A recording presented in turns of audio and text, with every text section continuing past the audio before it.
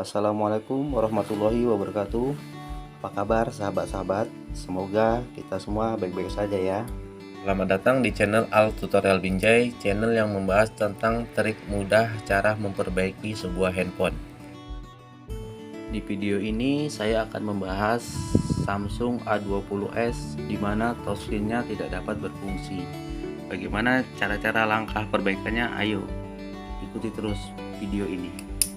Langkah pertama, kita ukur dulu 5 jalur touchscreen yang berada di bagian soket LCD.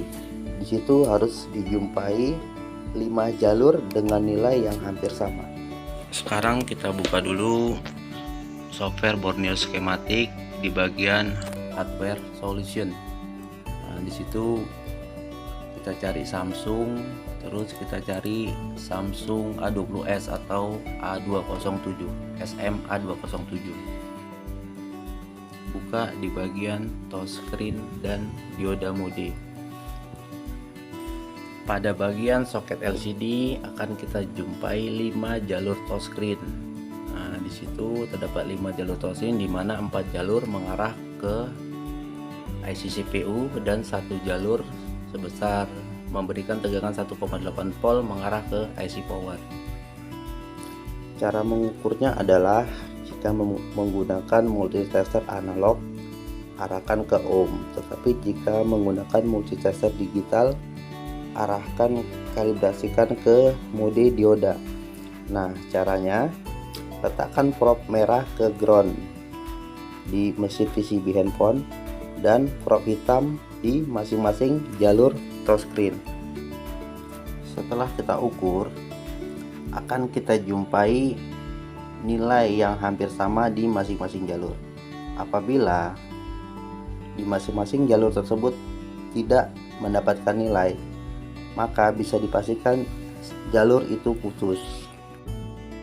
Di Borneo Schematic pada bagian dioda mode, jalur touchscreen di situ nilainya sekitar 0,3 lebih. Jadi masing-masing jalur itu harus mendapatkan nilai sebesar 0,358 sekian lah, setidaknya nilai yang mendekati. Oke, langsung aja kita ukur di jalur 6, 7, 10, 11 dan 16 di bagian soket LCD. Nah, ini dia jalur-jalurnya di pin-pin soket tersebut. Oke, kita ukur ya. Jalur 6 ada nilai. Jalur 7 OL. Jalur 10 ada nilai. Jalur 11 ada nilai.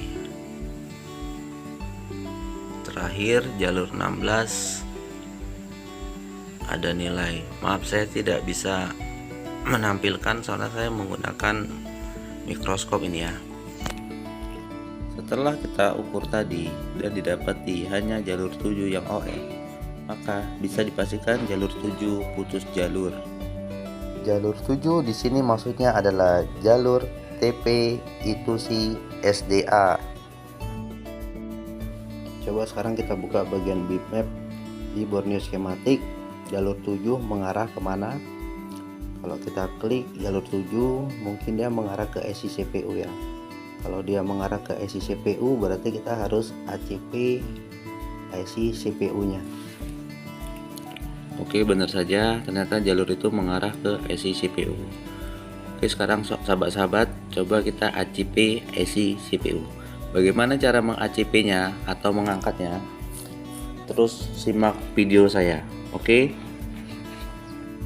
tutup dengan kaleng area eMMC, lalu berikan sedikit amtek di IC CPU. Setel hot air, kebetulan saya menggunakan hot air merek Gorda. Setel udara di 2 dan panasnya di 3,5. Lalu panaskan IC CPU secara perlahan tapi merata ya, putar terus. Hilangkan lem-lem di bagian sisi CPU dahulu agar panas meresap ke dalam IC CPU. Lalu kita angkat saja IC CPU untuk jika membersihkan telah IC kira-kira CPU. telah masak. Setel hot air di ukuran 3,5 buat panasnya dan anginnya di 2,5. Panaskan secara merata, lalu buang sisa-sisa lem dan timah yang menempel pada IC CPU.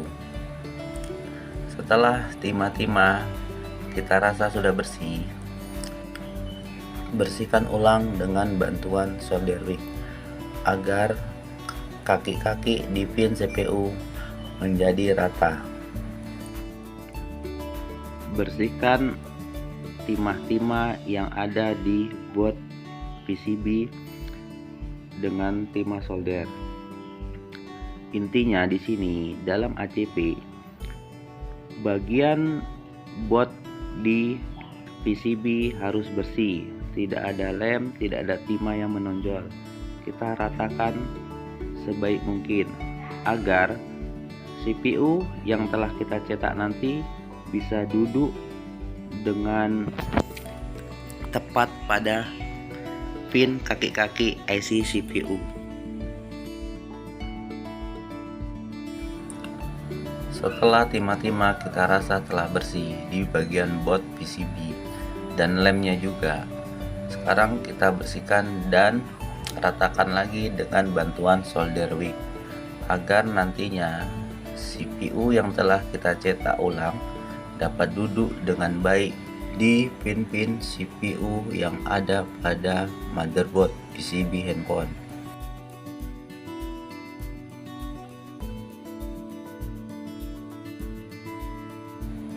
Oke, saya rasa sudah cukup bersih ya.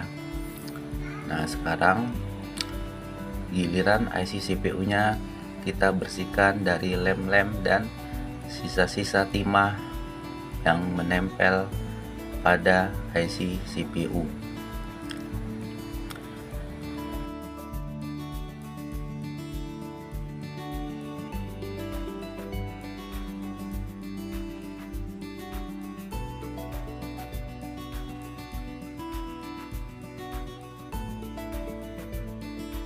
Oke, sekarang kita lanjut di trik cara mencetak IC CPU.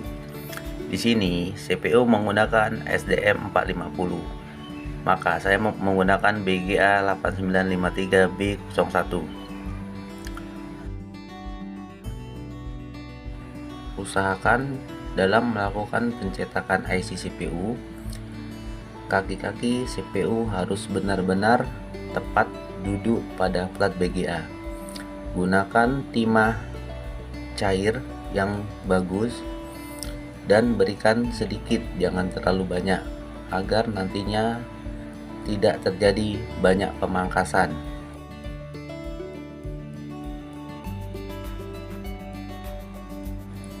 Setelah timah kita oleskan, panaskan secara merata di bagian plat BGA.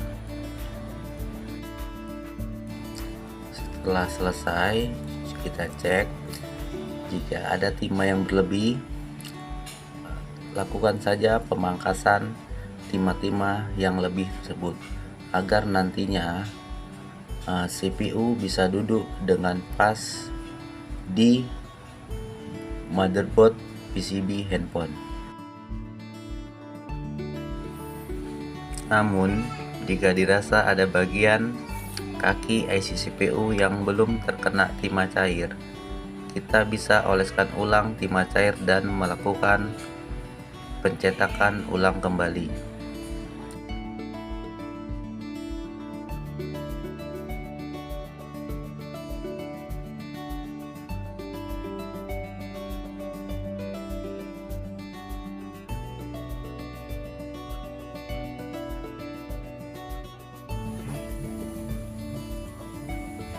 Oke, setelah selesai, sekarang kita pasang IC CPU pada board PCB handphone.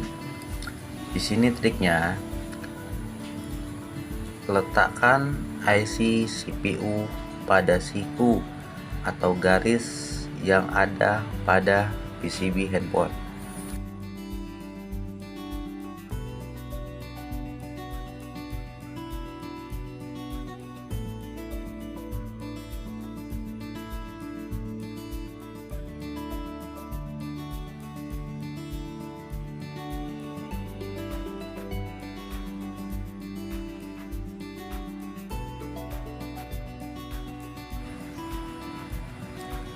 tahan dengan pinset IC CPU setelah tepat pada siku di motherboard handphone.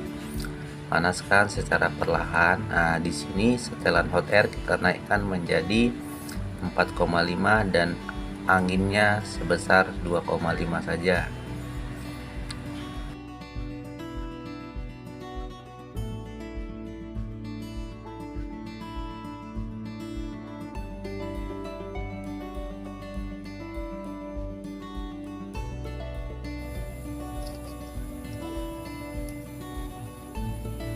Oke, sekarang kita tes, mudah-mudahan berhasil ya. Bismillah.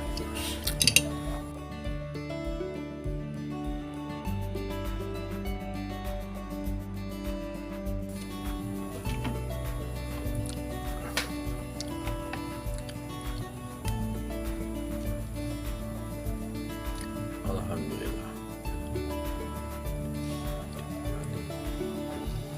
Coba kita hidupkan ya.